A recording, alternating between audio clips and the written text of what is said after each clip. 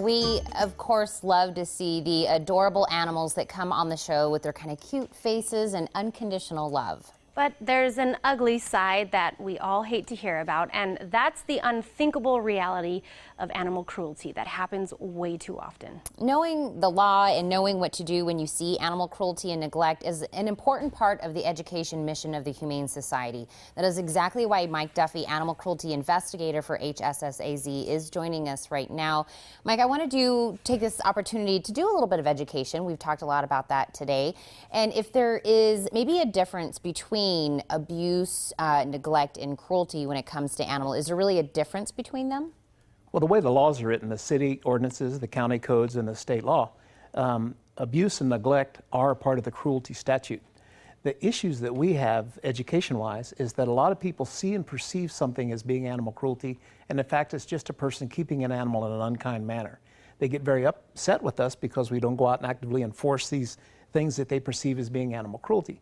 But the thing is, we can only enforce those things that are on in the statutes, the statutory law, and people don't understand that. So I spend most of my time making sure the public and others understand that what is written, what is the law, and how to report it.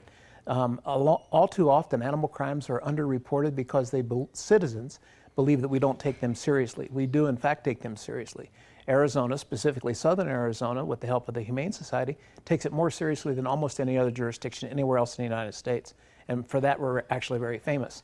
But animal cruelty is a crime. It needs to be reported to law enforcement.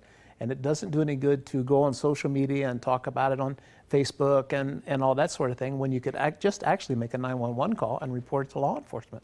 So what are some of the most misunderstood laws that you feel like you happen way too often where you kind of have to re-explain yourself? On a regular and continuing basis, what we see that comes through our doors at the Humane Society is an animal that's in need of veterinary care that has been denied that veterinary care. The rank and file and the citizenry don't understand that several years ago we put into the law, if an animal requires veterinary care and you withhold that, that's a crime. That's punishable just as if any other crime.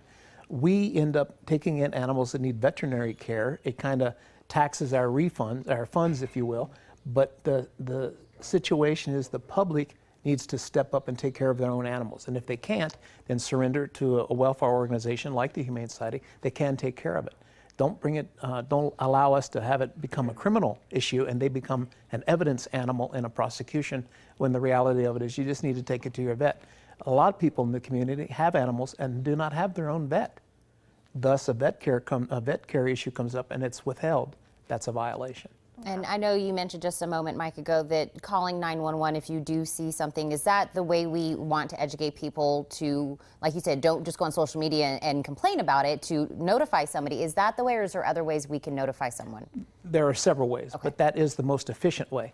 Because if you're reporting it from nearby where the event occurred, it automatically, through the 911 enhanced system, goes to that law enforcement agency that's responsible for that geographic area.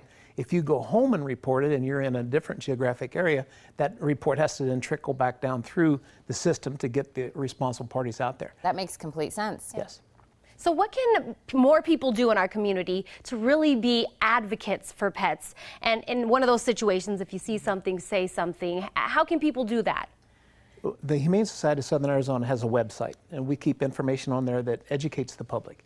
The Animal Cruelty Task Force of Southern Arizona has its own website with information on there that educates the public. And from time to time, we put on public trainings like the one we're having next week at the Tucson City Police Department West Side over at Fairview and Miracle Mile, Flowing Wells and Miracle Mile. That's open to the public. And we make sure that those people go away from there with enough information that they then can re-educate their friends and family into the situations that come up all the time. So really, education is key in all of this, knowing really what's happening and how to take charge when you see something happening. Our society is very information driven at this point in time. Unfortunately, there's a lot of misinformation out there. We try to correct that through the Education and Outreach Department at the Humane Society. Make sure that that information is getting out there appropriately to the appropriate people so they can pass it on. Well, I know this is tough to talk about, Mike, but thank you so much for coming on and really informing our viewers and really educating. And like I said, it's hard to talk about animal cruelty, but thank you so much for coming on. Thank you. The Humane Society cares for the ones that can't care for themselves, and your help would make a huge difference in the lives of these animals. To give your support, call 881-7401. Pick up the phone. That's 881-7401. Or make a pledge online by visiting hssaz.org.